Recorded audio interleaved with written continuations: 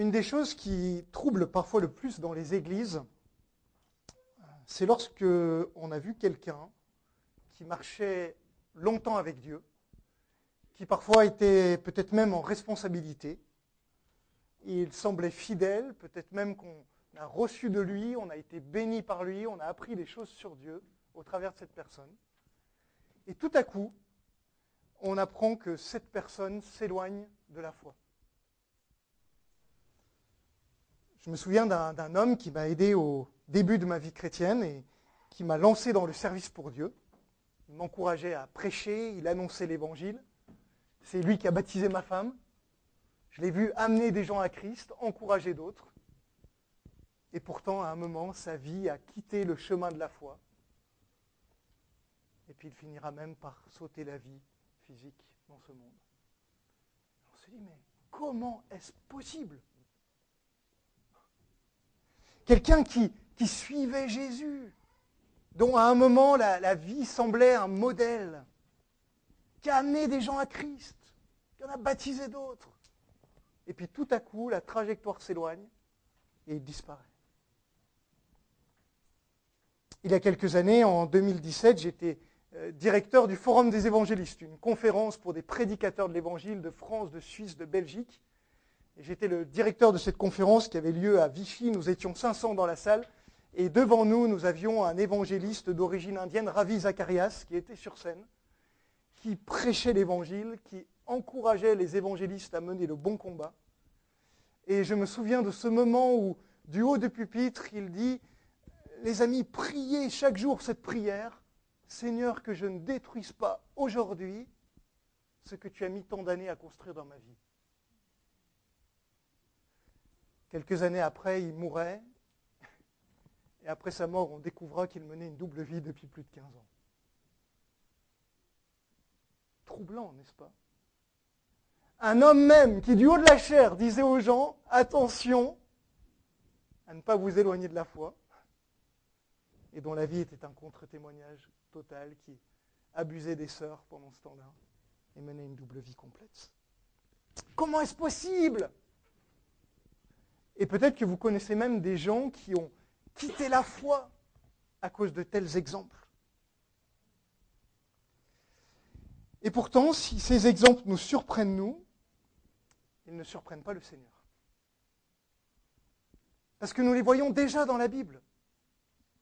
L'apôtre Paul parlera de Démas, ce collaborateur qui l'a abandonné par amour du monde présent. Il parlera d'autres qui ont laissé tomber la foi. Et le texte que nous allons voir ce matin, dans l'évangile de Jean, à la fin du chapitre 6, nous parle de cette question des rétrogrades. Des gens qui suivent Jésus pour un temps. À ce point qu'on les appelle même des disciples.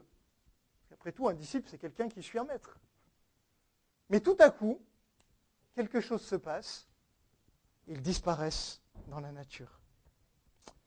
Si vous avez les Bibles qui sont sur les rangs, qui sont la même version que moi, nous allons lire à la page 691, enfin on va prendre à partir de la page 691, notre texte en lui-même sera à la page 692, mais on va remettre un petit peu le contexte de ce chapitre 6 de l'évangile de Jean.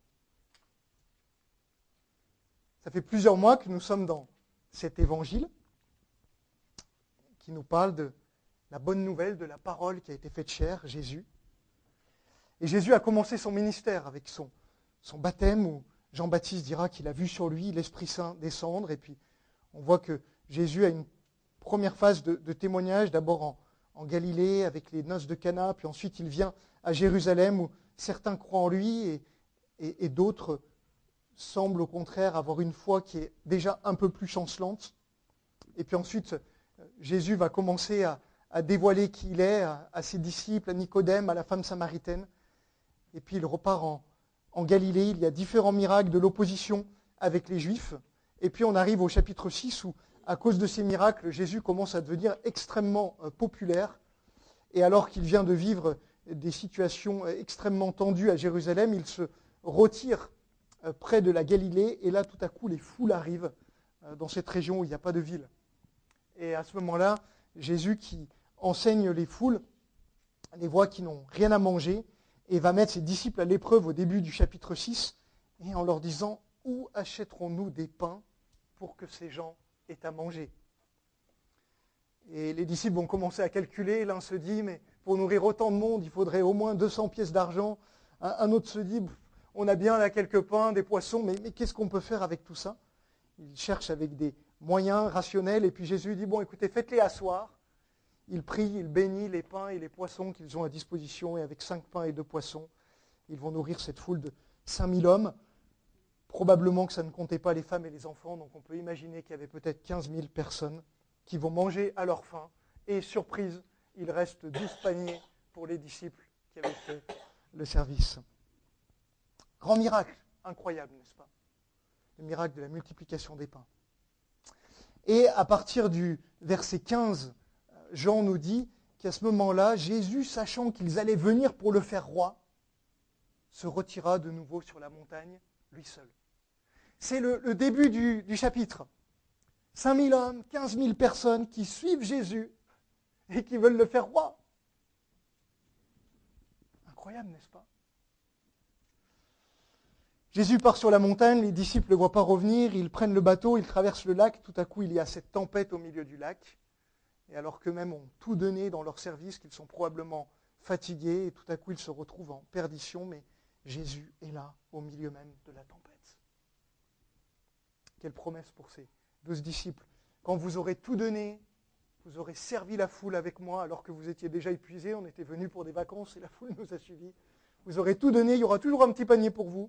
Et même dans les pires épreuves, je serai là, au milieu, avec vous. Tout à coup, la barque arrive de l'autre côté. Ils pensent être tranquilles, mais voilà que la foule avait aussi des bateaux.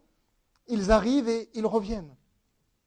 Et Jésus, qui sent ce qui est en train de se passer, se dit, cette foule, il semble être des disciples qui s'intéressent à moi, mais en réalité, ils cherchent autre chose. Regardez le verset 26. Vous me cherchez, non pas parce que vous avez vu des signes, les miracles que j'ai faits et que vous voudriez savoir le sens, mais parce que vous avez mangé du pain et que vous avez été rassasiés. Jésus est très conscient que la raison pour laquelle la foule suit Jésus est bien plus complexe que ce qui semble paraître. Et il va leur dire, les amis, il va falloir que vous revoyiez vos motivations. Travaillez non pour la nourriture périssable, mais pour celle qui subsiste pour la vie éternelle, celle que le Fils de l'homme vous donnera. Alors ils disent, mais qu'est-ce qu'on doit faire pour accomplir les œuvres de Dieu? Et verset 29, Jésus leur dit, bien, c'est simple, l'œuvre de Dieu, c'est que vous croyez en celui qui l'a envoyé, qui est lui-même. C'est ce qu'il répète depuis le début de l'Évangile. Croyez en moi. Et on voit déjà au chapitre 2 que certains croyaient, mais il est dit, Jésus ne se fiait pas à eux, parce qu'il savait lui-même ce qui était dans le cœur des hommes. Les gens qui suivent, qui croient, ils font une profession de foi, mais quand on regarde à l'intérieur, est-ce que c'est la foi que Jésus désire trouver? Et Jésus s'est retiré la première fois parce qu'il comprend bien qu'il y a un décalage entre ce que la foule pense qu'il est et ce que lui est vraiment et ce pourquoi il veut être reconnu. Vous me suivez, non pas parce que vous avez vu des signes, mais parce que vous avez mangé du pain et que vous avez été rassasiés. Alors ils lui disent, croyez en moi, il leur dit, croyez en moi, et puis ils lui disent, mais quel miracle nous montres-tu pour avoir cette prétention-là? C'est incroyable, n'est-ce pas? Il vient de tous les nourrir. Ils ont mangé du pain pour 15 000 personnes, et ce n'est pas suffisant. C'est pas suffisant. Quel miracle nous montres-tu? Parce que nous, on se rappelle, Moïse, que nos pères ont servi, il nous a donné la manne, le pain qui descendait du ciel tous les matins. Une fois, ce n'était pas assez pour eux. Il fallait que Dieu soit un distributeur, qui vienne les combler tous les matins dans leurs besoins humains. Verset 32, Jésus leur dit, en vérité, je vous le dis, ce n'est pas Moïse qui vous a donné le pain, c'est mon Père qui vous donne le vrai pain du ciel. Jésus est en train de dire, lorsque Moïse a donné la manne dans le désert, lorsque moi j'ai multiplié les pains, tout cela pointait vers une même direction, le véritable pain du ciel. Verset 33, en effet, le pain de Dieu, c'est celui qui descend du ciel et qui donne sa vie au monde. Ils lui dirent, alors Seigneur, donne-nous toujours de ce pain-là. Jésus leur dit, c'est moi le pain de vie. Celui qui vient à moi n'aura jamais faim, et celui qui croit en moi n'aura jamais soif. Mais je vous l'ai dit, vous m'avez vu, et pourtant, vous ne croyez pas. Étonnant, n'est-ce pas? On dirait bien qu'ils croient d'une certaine façon, puisqu'ils veulent même le faire roi. Et Jésus dit, pourtant, vous ne croyez pas. Ce qui semble dire que la foi qui suit Jésus n'est pas forcément la vraie foi que Jésus attend. Et Jésus va continuer tout son discours, et Derek vous a expliqué les semaines passées, mais qu'on va résumer en quelques instants, et de telle sorte que son discours va commencer à appuyer la foi de certains, tout autant qu'elle va venir couper à la racine la mauvaise foi d'autres. Et regardez ce qu'il dit, il continue, et il arrive au verset 36, et il leur dit, je vous l'ai dit, vous avez vu, pourtant vous ne croyez pas. Tous ceux que le Père me donne viendront à moi. Et je ne mettrai pas dehors celui qui vient à moi. Sous-entendu, mais venez, si vous êtes à mon Père, n'ayez pas crainte de venir. Moi, je vais vous attirer, je ne vous mettrai pas dehors. Et puis au verset 40, il continue, en effet, la volonté de mon Père, c'est que toute personne qui voit le Fils et croit en lui ait la vie éternelle. Et moi, je le ressusciterai le dernier jour. Autrement dit, si vous me cherchez, ce n'est pas pour avoir du pain ici-bas et être rassasié et d'avoir plus besoin de travailler. Si vous me cherchez, c'est avant tout parce que vous êtes attaché à la vie éternelle et à la résurrection. Vous voulez avoir la vie en moi. Et là, les Juifs se mirent à murmurer parce qu'ils ne comprenaient pas comment cet homme pouvait prétendre cela. Les mêmes qui voulaient le faire roi, qui pensaient qu'ils avaient enfin trouvé le Messie qui allait combler leurs attentes, le libérer des Romains, tout à coup, ils sont incapables de comprendre quand il leur dit qu'il peut leur offrir la vie éternelle auprès de Dieu. Alors, ça murmure. Et Jésus va commencer à répondre. Vous murmurez, mais personne ne peut venir à moi, à moins que le Père qui m'a envoyé ne l'attire. Et moi, je le ressusciterai au dernier jour. Tout d'abord, il a dit, tous ceux que le Père attire viendront. Maintenant, il dit, si le Père ne vous attire pas, vous ne pouvez pas venir. Jésus commence à dire, il y a un obstacle ici, que seul Dieu peut lever. Et puis il continue, verset 47, en vérité, je vous le dis, celui qui croit en moi a la vie éternelle, je suis le pain de vie. Vos ancêtres mangeaient la manne et ils sont morts. La manne ne sert à rien. Vous pouvez avoir toutes les bénédictions que Dieu donne, si vous n'avez pas Dieu lui-même, ça ne sert à rien. Continue, verset 51. Je suis le pain de vie descendu du ciel. Si quelqu'un mange de ce pain, il vivra éternellement. Et le pain que je donnerai, c'est mon corps que je donnerai pour la vie du monde. Et là, pour les Juifs, c'était trop. Verset 52. Comment peut-il nous donner son corps à manger? Est-il en train de nous prendre pour des cannibales? Et Jésus leur dira non. Mon corps est vraiment une nourriture, mon sang est vraiment une boisson. Celui qui mange mon corps et qui boit mon sang demeure en moi. Et moi en lui, il aura la vie éternelle. Celui qui mange de ce pain, verset 58, vivra éternellement. Et nous arrivons à notre texte du jour. Jésus dit ces paroles alors qu'il enseignait dans une synagogue à Capernaum. Long discours. Après l'avoir entendu beaucoup de ses disciples, les gens qui suivaient le maître, dire « Cette parole est dure, qui peut l'écouter ?» Jésus savait en lui-même que ses disciples murmuraient à ce sujet. Il leur dit, cela vous scandalise? Et si vous voyez le Fils de l'homme monter là où il était auparavant? C'est l'Esprit qui fait vivre. L'homme n'arrive à rien. Les paroles que je vous dis sont esprit et vie. Mais il y en a parmi vous quelques-uns qui ne croient pas. En effet, Jésus savait dès le début qui étaient ceux qui ne croyaient pas et qui était celui qui le trahirait. Il ajouta, voilà pourquoi je vous ai dit que personne ne peut venir à moi, à moins que cela ne lui soit donné par mon Père. Dès ce moment, beaucoup de ses disciples se retirèrent et arrêtèrent de marcher avec lui. Jésus dit alors aux 12, « Et vous, ne voulez-vous pas aussi vous en aller ?» Simon-Pierre lui répondit, « Seigneur, à qui irions-nous? Tu as les paroles de la vie éternelle. Et nous croyons et nous savons que tu es le Messie, le Fils du Dieu vivant. » Jésus leur répondit, N'est-ce pas moi qui vous ai choisi, vous les 12? Et l'un de vous est un diable. » Il parlait de Judas l'Iscariote, fils de Simon, car c'était lui qui allait le trahir, lui, l'un des 12. Prions. Notre Dieu, merci pour ta parole. Et tu es honnête sur les réalités du cœur humain. Et Seigneur, alors que nous les explorons ce matin, je te prie que tu nous donnes de comprendre les différences entre la foi qui sauve pour l'éternité et celle qui nous mènera toujours dans des impasses et qui à la fin nous fera que nous amener loin de toi. Seigneur, merci parce que toi tu n'étais pas surpris par le cœur humain. Tu le connaissais, tu savais toutes choses dès le début. Ça ne t'a pas empêché d'accomplir ton œuvre. Et de la même façon, Seigneur, nos cœurs et les aspects tortueux de nos cœurs ne sont pas trop grands pour t'empêcher d'accomplir ton œuvre dans nos vies. Seigneur, parle-nous et manifeste ce que tu veux dans nos vies et dans nos cœurs ce matin. Amen. 5000 au début, 11 à la fin. Ils sont encore 12, hein? Il y a le diable au milieu. L'un de vous est un diable. Le grec dirait même l'un de vous est le diable. N'est-ce pas? C'est aussi fort que quand Jésus dira à Pierre, arrière de moi Satan. Parce que Pierre ne voulait pas qu'il aille à la croix.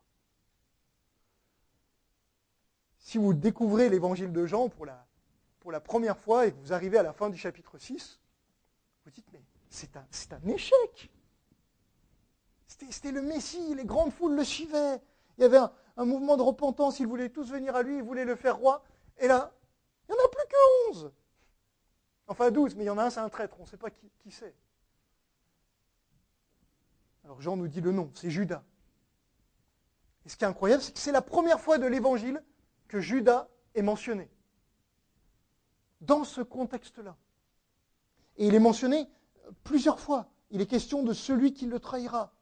Après, il parle de Judas. Et on se dit, mais qu'est-ce que cela vient faire ici, à la fin de ce long chapitre sur le pain de vie? Et parfois, on pourrait croire que les auteurs rajoutent ça simplement pour enrober, donner du détail, mais on doit réaliser, le parchemin, ça coûte cher à cette époque-là. Et donc, quand on rajoute des lignes, c'est un vrai coût. C'est pas comme aujourd'hui où on peut envoyer des mails autant qu'on veut, ça ne coûte rien, on imprime tout ce qu'on a envie. À l'époque, c'est un coût extrêmement cher. Et donc, l'auteur, quand il écrit, chaque mot est intentionnel et pesé, correspond à un choix éditorial. Et donc, si on arrive à la fin de ce chapitre et qu'on se dit, mais la situation est dramatique, qu'est-ce qui va se passer? C'est parce que Jean a effectivement envie de nous dire, c'est dramatique. Pourtant, Jésus savait. Jésus savait. Et c'est aussi quelque chose que Jean veut nous communiquer. Ce qui se passe, c'est dramatique, mais Jésus est totalement souverain sur cette situation. Jean nous montre deux types de foi dans ce texte. La foi de ceux qui comprennent vraiment qui est Jésus. Et le porte-parole de cette foi-là, à la fin, c'est l'apôtre Pierre, Simon Pierre. Seigneur, à qui irions-nous? Tu as les paroles de la vie éternelle. Et nous croyons et nous savons que tu es le Messie, le Fils du Dieu vivant. Un exemple de la vraie foi. Et puis de l'autre côté, il y a cette fausse foi qui est incarnée par tous ceux qui s'en allèrent. Ces gens qui disent « cette parole est dure, qui peut l'écouter ?» Et dont il est dit qu'un grand nombre se retirèrent, arrêtèrent de marcher avec lui. Et cette foi-là sera personnifiée dans Judas, le traître, qui apparaîtra dans les chapitres qui suivent.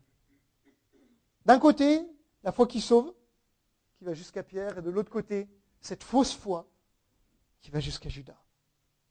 Et au milieu, Jésus, totalement souverain, pas surpris, qui accomplit son œuvre. Regardons d'abord cette fausse foi. Quel est le problème? Pourquoi est-ce que ces gens sont choqués? Pourquoi est-ce qu'ils disent cette parole est est dur, qui peut l'écouter? Alors le mot qui est dans le texte original, c'est pas tant qui peut la comprendre, comme s'ils n'avaient rien compris à ce que Jésus racontait. Non, ils ont compris ce qu'il raconte. Mais c'est choquant. Ils comprennent, mais ça les trouble au point qu'ils n'arrivent pas à y croire. La première chose, c'est que, au fond, ils ne sont pas vraiment intéressés par Jésus lui-même. Ce qui les intéresse d'abord, c'est verset 26, la nourriture. Versets 14 et 15, une forme de messianisme politique. Ils s'attendaient à ce que Dieu enlève les Romains et amène un règne de gloire dans lequel ils pourraient trouver leur place. Et puis ils sont intéressés par des miracles. Quelque part, ils ont une vision de Jésus qui est le génie de la lampe d'Aladin, ou alors une sorte de Père Noël, et qui devrait gratifier constamment ceux qui le suivent, indépendamment qu'ils s'intéressent vraiment à sa personne. Oui ou non. Et puis, ils ne sont pas prêts également à renoncer à leur autorité sur les sujets religieux. On le voit avec les Juifs. Mais quel signe miraculeux fais-tu donc? Ils questionnent et ils interrogent tout et ils ne sont pas prêts, on l'a déjà vu au chapitre d'avant, à accepter l'œuvre de Dieu si elle sort de leur propre cadre. Et parce qu'ils veulent tout comprendre, tout contrôler, Jésus devient choquant pour eux. Troisième chose qui les trouble, qui fait que le discours de Jésus est dur à entendre, c'est que Jésus se présente comme supérieur à Moïse, en disant qu'il descend du ciel et qu'il est le seul capable de donner la vie. Et pour eux, ça vient remettre en cause leur compréhension théologique qu'ils avaient jusque-là.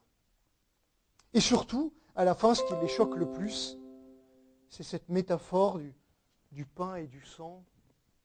Le pain, mon corps est vraiment une nourriture, mon sang est vraiment un breuvage. Et là, pour lui, pour des Juifs de l'époque, c'est juste un non-sens. C'est la chose de trop, je ne peux pas comprendre ça, ça ne colle pas avec ce que ma culture dit, avec ce que la société dit, avec la façon dont j'ai été éduqué, avec toutes ces choses-là, et donc je préfère me retirer. Pourtant, le parallèle était assez évident, où lorsque Jésus avait dit que celui qui mange sa chair et boit son sang aura la vie éternelle, verset 54, il avait dit exactement la même formule au verset 40, la volonté de mon Père, c'est que toute personne qui voit le Fils et croit en lui ait la vie éternelle, et moi je le ressusciterai au dernier jour. Vie éternelle, résurrection. D'un côté, manger sa chair, boire son sang, de l'autre côté, le voir et croire en lui. Le parallèle était là, mais ils n'arrivent pas à comprendre cette réalité par la foi de ce que ça veut dire. Et pour eux, c'est une source de scandale. Et dans nos vies, parfois, eh bien, nous allons être exposés au scandale. Dieu ne nous laisse pas tranquilles parce qu'il veut travailler profondément dans nos cœurs. Et dans ces moments-là, nous aurons souvent le choix, ou bien faire confiance à Dieu. Je ne comprends pas ce qu'il m'enseigne. Je ne comprends pas par quoi il me fait passer. Mais je reste attaché à lui parce qu'il est Dieu. Ou alors, nous pourrons dire, cela est trop scandaleux, trop dur à entendre, et nous finirons par sortir de là. J'ai vu récemment un sondage qui a été fait aux États-Unis. Quelqu'un s'est penché sur la génération de ce qu'on appelle les millennials. Donc ma génération, la génération Y, c'est-à-dire ceux qui sont nés entre 1985 et 1995, qui sont devenus adultes juste après le passage à l'an 2000. Et vous savez que cette génération-là, notamment aux États-Unis, quitte en masse les églises. Et donc il y a des tas d'études qui ont été faites. Pourquoi est-ce qu'on a perdu autant de gens dans cette génération? Et on commence à avoir des études assez poussées et sur les causes qui sont là. Et la première raison, ce qui arrivait en tête, c'était une incapacité à suivre le message biblique sur ses prétentions morales. La société relativise un certain nombre d'enjeux sur le mariage, sur la sexualité. Et donc, je ne peux pas croire Dieu quand il dit ces choses-là. Et parce qu'à un moment, ma foi me semble en contradiction avec le monde, je comprends qu'il y a un choix et je m'en vais. Notamment, par exemple, pourquoi est-ce que l'Église fait toute une histoire des personnes issues des milieux LGBT? Pourquoi est-ce que l'Église dit, mais vous avez le droit de venir en tant que personne, mais nous ne pouvons pas cautionner ce que vous faites? Choquant. C'est scandaleux, je ne peux pas croire ça. Et donc tant que Dieu n'acceptera pas ça comme ça, et ne me laissera pas vivre comme j'ai envie sur cette dimension-là, eh bien à un moment je quitte la foi. Et c'est souvent le cas qui arrive avec des rétrogrades. J'évoquais tout à l'heure plusieurs exemples en introduction, et c'est quelque part ça, des gens qui à un moment sont dans le ministère, dans un service pour Dieu, et quelque part ce service-là a un coût. Et à un moment, ils ont le choix entre être fermes dans l'intégrité, accepter le coût, ou alors se dire « Oh, avec tout ce que je fais pour Dieu, je mérite bien un écart. »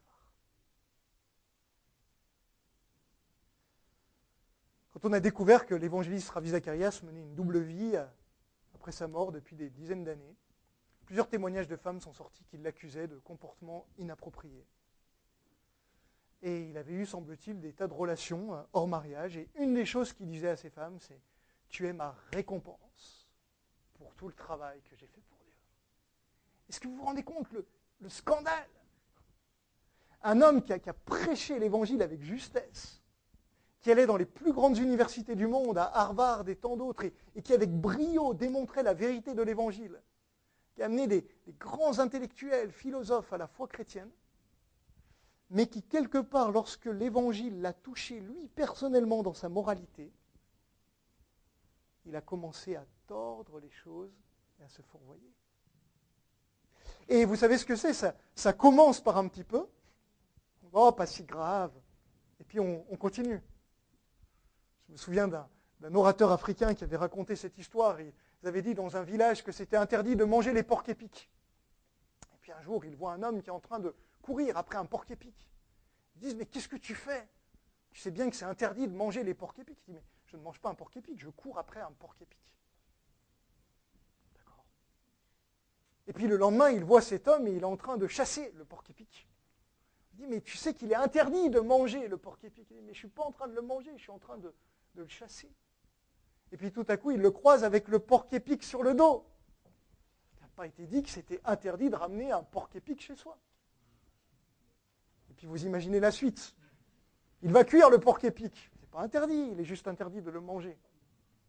Peut-être même que ce n'est pas interdit de le goûter. Après tout, qui a dit que c'était mauvais la viande de porc-épic? Il faudrait bien que quelqu'un un jour vérifie. Et puis de fil en aiguille, il finira par manger le porc-épic tout entier. Histoire pleine de sagesse, n'est-ce pas? Combien de fois nous tordons? Pas si grave. Ça fait partie des choses qui sont là. La moralité qui nous dérange. Deuxième chose qui a fait que les millénials quittaient l'Église aux États-Unis, c'était les événements inexpliqués dans leur vie. J'étais convaincu que si je suivais Dieu, je trouverais l'homme de mes rêves, la femme de mes rêves, et que j'aurais un mariage heureux. J'étais convaincu que si je suivais Dieu, eh bien ma vie ne serait pas frappée peut-être par les dettes ou par autre chose. Et donc quelque part, on m'a trompé sur la marchandise. Et dans ce sens-là, il ressemble à cette foule qui suivait Dieu plus parce qu'il donnait du pain que parce qu'il était le pain lui-même. Et en fait, il y a malheureusement un faux évangile qui se répand et qui consiste à dire, mais si tu as la bonne attitude par rapport à Dieu, en échange, Dieu va te donner l'argent, la santé, le beau mariage, la maison et tout ce qui va avec. Ça, c'était l'évangile de la foule. Et il voulait faire roi ce Jésus-là. Et tu peux passer toute ta vie autour de ça. Si je me tiens à peu près à carreau, que je me comporte bien, que je fais les bonnes choses, Dieu me bénit en retour avec abondance. Alors quand en plus le gars qui te prêche ça semble être un modèle de réussite à vue humaine, tu as toutes les raisons d'y croire. Mais ce n'est pas l'évangile. Si quelqu'un ne renonce pas à lui-même et ne se charge pas chaque jour de sa croix, il ne peut pas être mon disciple, dit Jésus. Le vrai évangile, c'est de dire, quand bien même la foi en Jésus me coûterait ma maison, ma famille, ma santé, ma vie, je le suivrai lui, parce qu'il est le Seigneur. Ça, c'est le vrai évangile. Et c'est pour ça que la foule n'arrive pas à le suivre. Parce qu'elle, elle veut d'un roi qui donne du pain, mais elle n'a pas envie que lui-même soit le pain. Oh, la vie éternelle, oui, bon. Moi, ce que je veux, c'est que Dieu me rende heureux maintenant. Vous vous souvenez de ces deux brigands sur la croix? Le premier disait, si t'es Dieu, descends-nous de la croix. Fais que tout aille bien maintenant. Mais t'es quand même un brigand, oui, c'est pas grave. Sauve-toi et sauve-nous. Mais t'es quand même un brigand. Oui, mais bon, tu nous le pardonneras bien, hein, c'est ton boulot. Théologie de la roue de secours. L'autre, il dit, je ne mérite absolument rien. Mais lorsque tu viendras dans ton règne, règne, ça veut dire qu'il est prêt à accepter Jésus comme roi. Souviens-toi de moi. Le premier brigand, il cherchait juste à ce que sa vie s'améliore ici-bas, quand bien même il n'y aurait pas besoin de régler le problème du cœur pécheur. Sauve-toi et sauve-nous. Sous-entendu, libère-moi des petits tracas que j'ai, au passage à cause de son péché. Le deuxième, il dit, je sais que je suis un pécheur. Tout ce qui m'arrive, je le mérite. Et si tu me fais grâce, alors il n'y a plus aucun jour que je veux vivre sur cette terre que dans ton royaume. Et Jésus le regardera et lui dira, toi tu seras avec moi aujourd'hui dans le paradis. Il avait compris le vrai évangile. Christ comme trésor, et non pas toutes les promesses qu'il pourrait nous donner. La foule, elle voulait un roi qui donne du pain, mais elle n'était pas prête à l'accepter lui et à le suivre lui sur ce chemin scandaleux où il disait, je vais devoir donner ma vie pour que vous ayez la vie éternelle. On ne veut pas de ce Messie. La croix était une folie, un scandale pour les Juifs, une folie pour les Romains. Les Romains croyaient à la puissance, les Juifs attendaient ce Messie glorieux. Jésus dit, je vais souffrir, donner ma vie pour vous. Non, tu ne peux pas, tu es le Messie. Si, je vais aller là, et vous allez me suivre. Judas semble avoir tenu plus longtemps. Mais à la fin, lui aussi lâchera le maître. Et pourquoi il lâchera son maître? Parce qu'à un moment, il comprend que toute cette histoire va mal terminer, que ça part à la mort. Et au fond de lui, probablement que jusqu'au bout, il a cru que par on ne sait quel moyen, Jésus allait établir un règne présent. Vous vous souvenez pourquoi à la fin, Judas livre Jésus? Parce qu'il aimait l'argent. C'est dit d'ailleurs qu'il était trésorier et qu'il disait on aurait pu donner l'argent aux pauvres, hein, tout l'argent du parfum. Note de bas de page, Judas disait ceci parce qu'étant trésorier, il piquait dans la caisse. Et à la fin, c'est contre des pièces d'argent qu'il livrera Jésus. Qu'est-ce que ça veut dire? Ça veut dire que dans son cœur, il y avait une compétition entre une exigence morale et le Seigneur Jésus-Christ. Et qu'à un moment, quand son attrait pour l'argent était trop fort et que l'exigence de Jésus était de plus en plus forte, eh bien le grand écart était tel qu'il a fallu choisir un camp. Et malheureusement, Judas est parti du côté de son Dieu qui était l'argent. Pourtant, probablement que Judas, comme les 12, avait peut-être même fait des miracles, avait suivi Jésus, avait chassé des démons, avait vu les guérisons, avait vu Lazare sortir du tombeau, il avait vu tout ça. On aurait dit, mais voilà un des apôtres. C'est quelqu'un à qui on aurait demandé de dire, mais baptise-moi, explique-moi des choses sur Jésus. Mais au fond, sa foi était fausse. De l'autre côté, nous avons la vraie foi, celle de l'apôtre Pierre. La foi où Jésus dira, juste avant, il dira, c'est l'esprit qui fait vivre. L'homme n'arrive à rien. Les paroles que je vous ai dites sont esprit et vie. Ça fait écho avec Jean 4, le Père recherche des adorateurs qui adorent en esprit et en vérité. Une foi que seul le Saint-Esprit peut produire en nous et qui repose sur la vérité de la parole. Et on voit le cœur de Simon-Pierre. Vous vous souvenez au début du texte, quelle était la question que Jésus a posée aux disciples? Où leur achèterons-nous à manger? C'est où la solution? Où? Et qu'est-ce qu'ils font? Il y en a un, il calcule, il dit il faudrait 200 pièces d'argent, donc lui, il n'est pas dans le où, il est dans le combien. Et puis l'autre, il dit, ouais, bon, on a bien des pains, des poissons, mais comment on va faire? Comment? Donc, aucun répond à la question où. Mais à la fin, quand Jésus leur dit, vous ne voulez pas partir? Pierre dit, mais où est-ce qu'on irait? Ah, Pierre répond enfin à la question où. Il a compris où chercher la vie. Ni dans les calculs, ni dans comment ça va se passer, mais en Dieu, même quand on ne sait pas comment ça va se passer, ni combien ça va coûter. En Dieu, la solution. Où irions-nous? Tu as les paroles de la vie éternelle. Et nous croyons et nous savons que tu es le Messie, le Fils du Dieu vivant. Pourquoi est-ce que Pierre veut rester avec Jésus? Parce que ces paroles donnent la vie. Et là où les autres voulaient le pain, Pierre vient de comprendre que Jésus annonce la vie éternelle. Et moi, je veux la vie. Je comprends que tes paroles donnent la vie, je vais être attaché à tes paroles. Deuxième raison, parce que tu es le Messie, le Fils du Dieu vivant, à cause de qui tu es. La vraie foi, c'est celle qui s'attache à Jésus à cause de son enseignement et à cause de son identité qui il est. Pas à cause de ses bénédictions ici-bas, pas parce que c'est cool d'être chrétien, pas parce que la musique peut être bonne à l'église ou que le prédicateur est sympa, ou parce qu'on gagne du statut, du respect. On pourrait imaginer des tas d'autres choses. La seule raison, c'est parce que nous l'aimons lui et nous aimons ses paroles. Y compris lorsque ces paroles sont scandaleuses comme elles l'étaient juste avant. Et lorsque c'est le cas, que nous sommes dans cette situation-là, et bien en fait, qu'est-ce qui va se passer? C'est que Dieu va pouvoir nous emmener plus loin. Pierre n'avait pas encore tout compris. On voit dans d'autres passages qu'il est souvent à côté de la plaque. Mais parce qu'il a son cœur qui est au bon endroit, sur cette foi, sur cette confiance, Dieu va pouvoir bâtir. Et la foi, c'est de dire, Jésus, même si tu m'envoies dans la barque au milieu de la tempête, moi je te suivrai. Je ne sais pas comment ça va se passer, hein, je te suivrai. La foi, c'est de dire, Jésus, même si tu vas à la mort, je te suivrai. Et vous vous souvenez, à la fin de l'évangile de Jean, Jésus posera encore cette question à Pierre. Quand ils sont au bord de la plage, il lui dit, tu sais Pierre, un jour,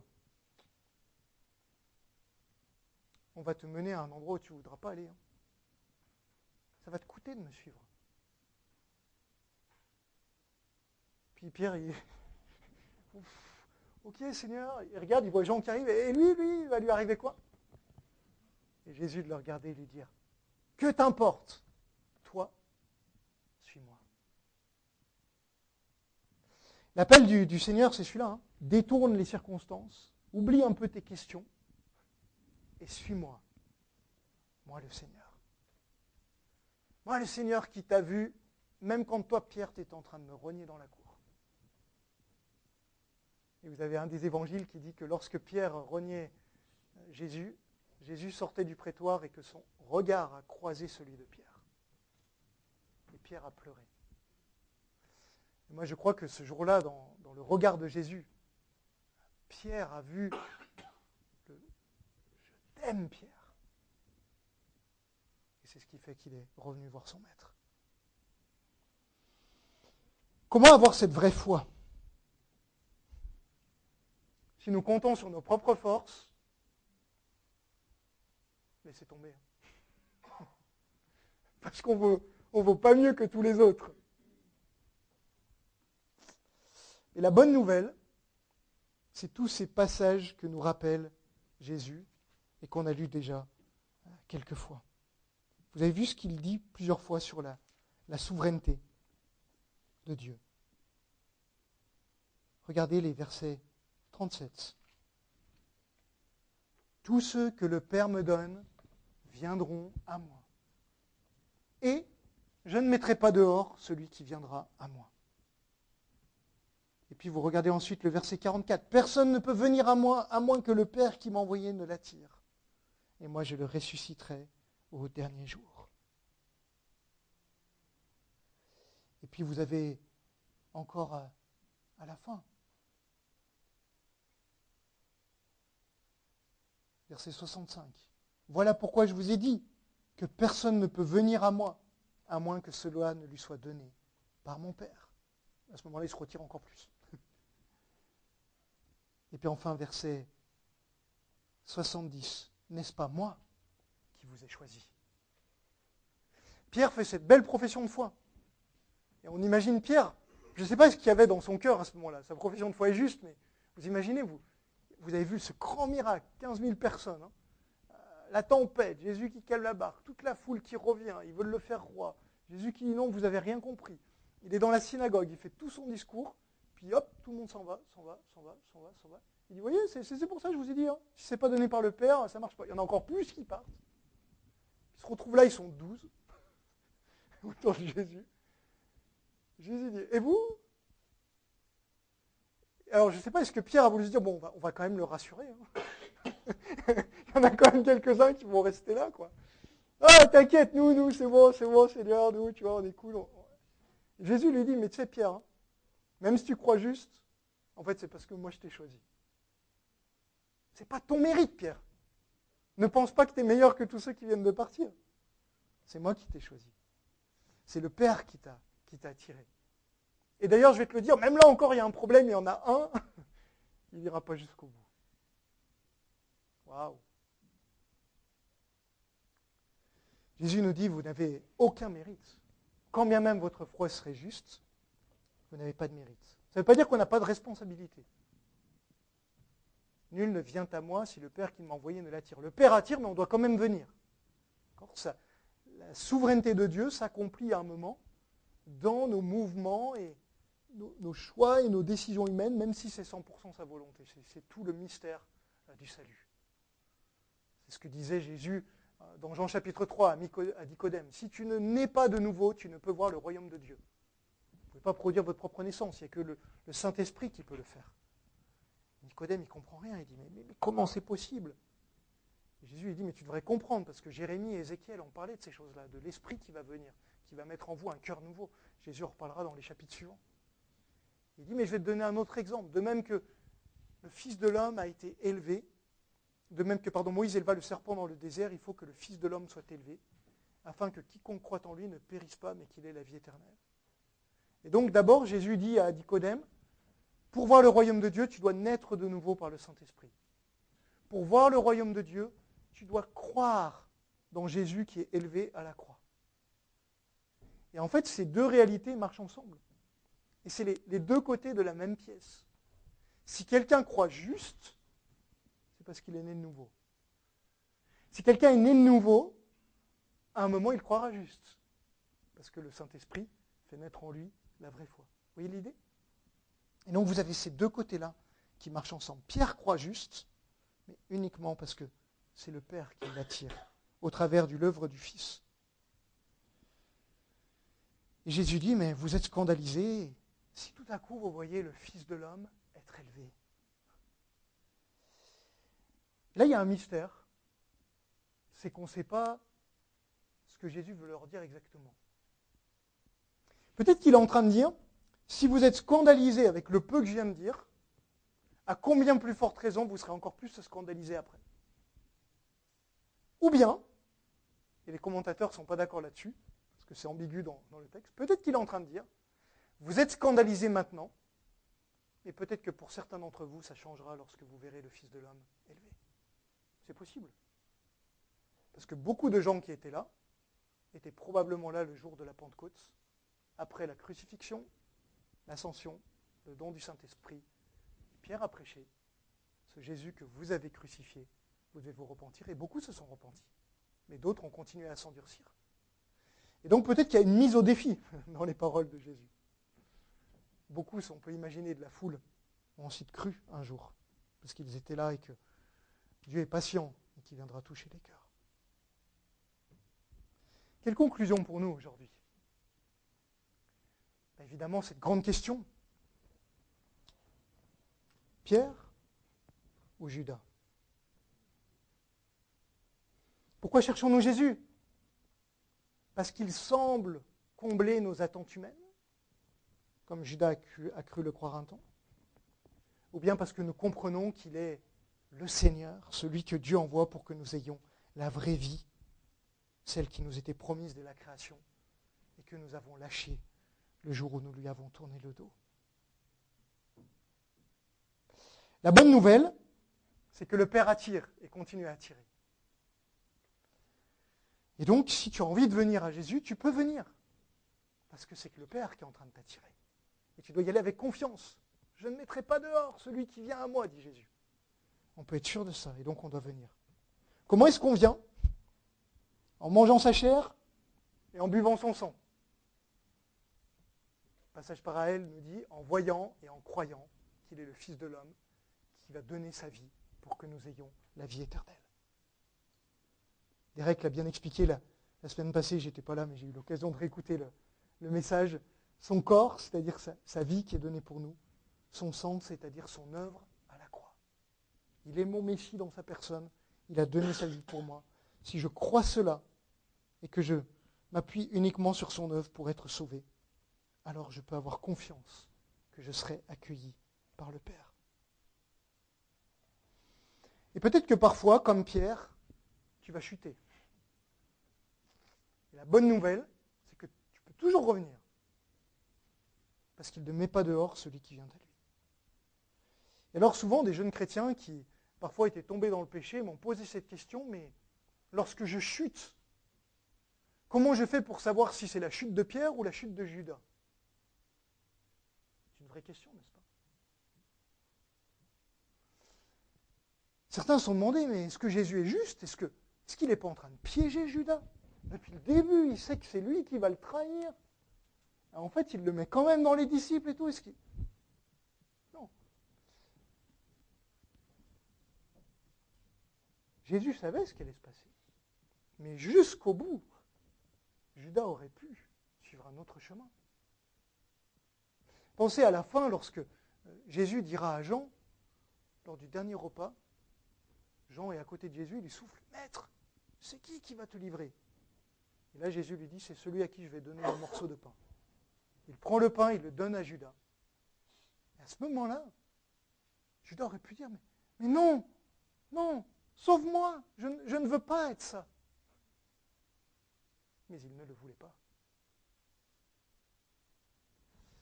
Et donc, qu'est-ce que ça veut dire? Ça veut dire que lorsque dans ta vie, tu constates de la duplicité ou un éloignement du Seigneur, et que tu te dis, mais est-ce que je serai en train de devenir comme Judas?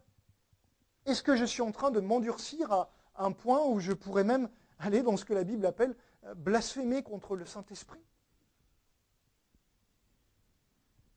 Je crois que la vraie question que tu dois te poser à ce moment-là, c'est est-ce que j'ai toujours envie de Jésus?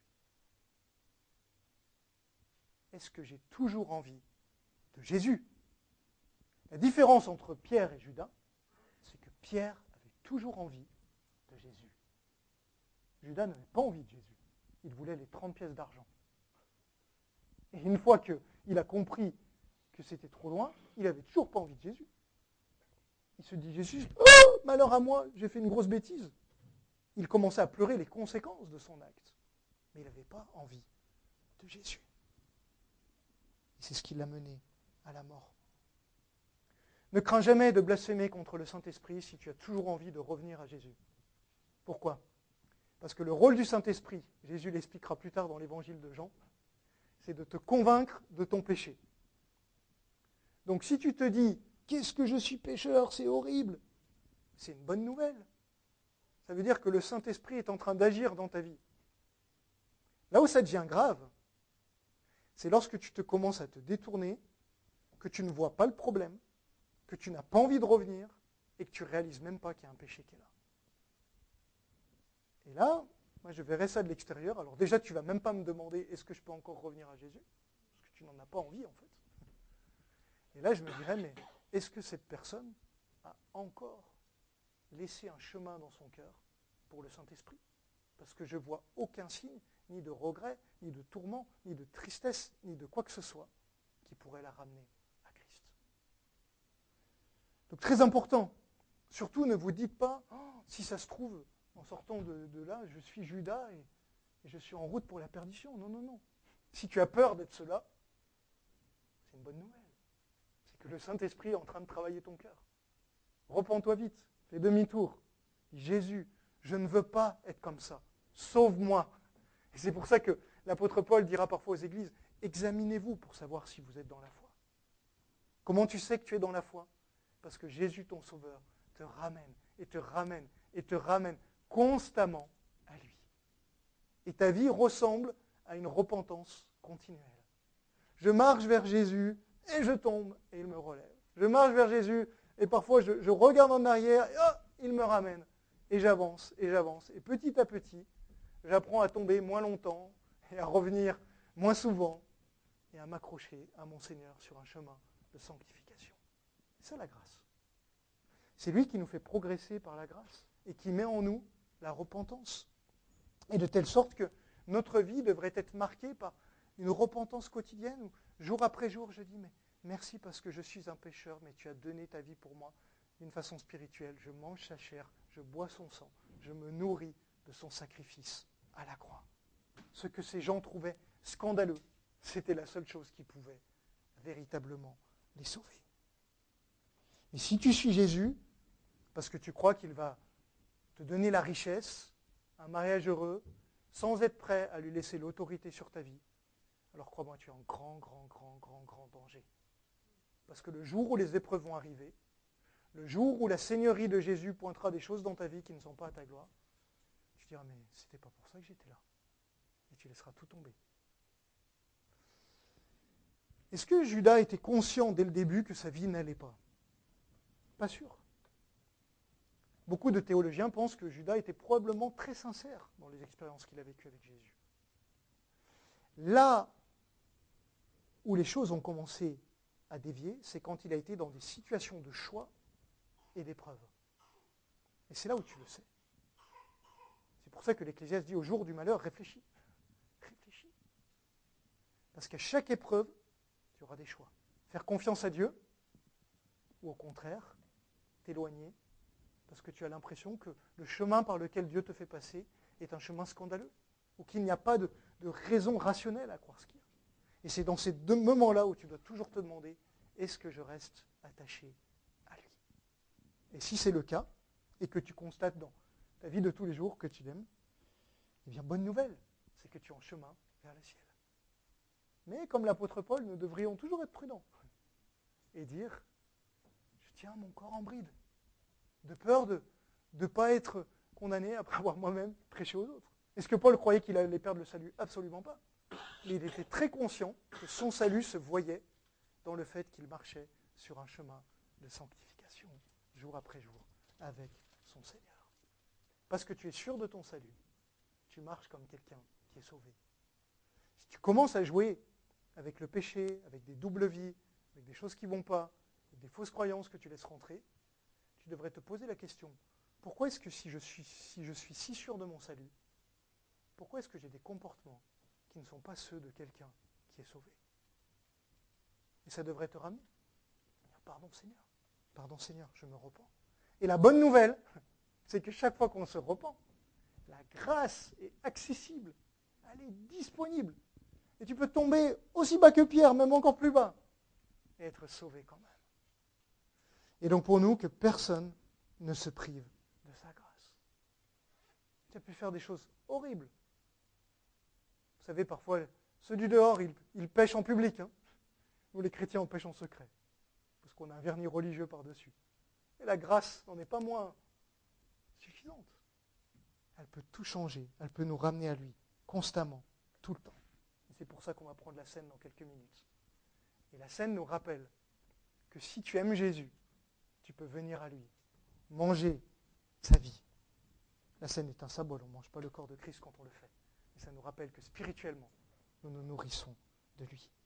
Ce texte nous rappelle enfin que Jésus est totalement souverain. Et que même le jour où tout semble s'écrouler, ce qui était le cas pour les disciples, ils sont passés où les 15 000? Il ne reste plus que nous.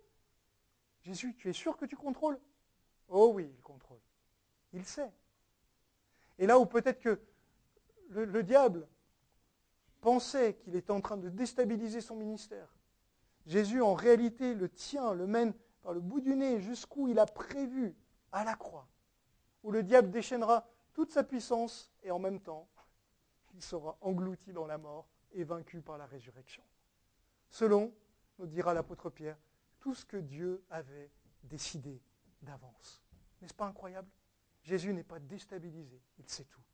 Et dans nos vies, quand tout s'écroule, quand nous faisons face aux ceux qui s'éloignent alors que nous pensions qu'ils marchaient fidèlement, quand dans nos cœurs nous voyons Judas apparaître parce que nous avons tous un côté obscur, eh bien rappelons-nous que Jésus, lui, n'est pas surpris. Il est totalement souverain. Et si nous crions à lui, nous constaterons sa grâce, sa provision, parce qu'il est le Sauveur, celui qui a les paroles de la vie éternelle et en qui nous pouvons nous confier. Prions. Notre Dieu, merci pour ta parole.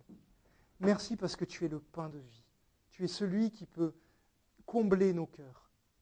Tu vois, les trésors de ce monde ne le peuvent pas. Toutes les fausses promesses dans cette vie ne le peuvent pas. Seigneur, tu vois mes frères et sœurs, tu vois moi-même, toutes les fois où nous sommes confrontés à des situations où le doute peut nous envahir, où nous nous questionnons, mais est-ce que c'est dur à comprendre ce que demande Jésus ? Ça paraît en décalage, c'est pas en phase. Est-ce qu'il a vraiment raison ? Est-ce que la réponse n'est pas ailleurs ? Ou alors que nous avons l'impression de ne pas recevoir ce que nous croyons nous être promis. Je te prie que tu nous donnes de marcher avec confiance, même si nous ne comprenons pas. Et que sur cette confiance, tu viennes bâtir une foi plus forte jusqu'au jour où, avec toi, nous comprendrons.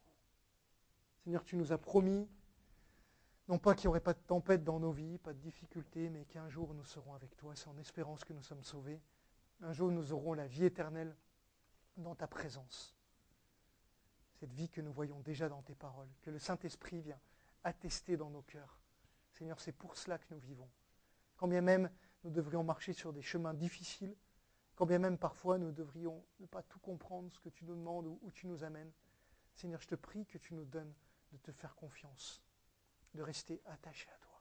Que personne ici, Seigneur, ne se perde par un doute excessif ou par le péché qui nous tire. Et, Seigneur, si quelqu'un entend ce message ce matin et ne savent pas de quel côté ils sont, ma prière, c'est que tu les attires à toi. Et que tu leur dises, mais juste abandonne ta vie, accepte-moi comme Seigneur. Je suis le pain de vie, le seul qui peut te combler. Inutile de chercher dans autre chose. C'est Jésus la réponse. Seigneur, fais-nous grâce. Manifeste-toi dans nos vies. Fais grâce à ceux que nous aimons. Fais grâce à ceux qui sont autour de nous. Seigneur, nous voyons cette ville avec tellement d'âmes. Et nous savons aussi qu'il y a de l'espoir pour elles. Non pas parce qu'elles auraient quoi que ce soit pour être acceptées par toi, mais parce que le Père attire. Et parce que tu attires, nous savons qu'encore un grand nombre vont venir à toi. Alors Seigneur, que ça nous donne de la hardiesse pour annoncer l'Évangile et pour dire à tous que tu es le pain de vie qui offre la vie éternelle et la vie en abondance. Amen.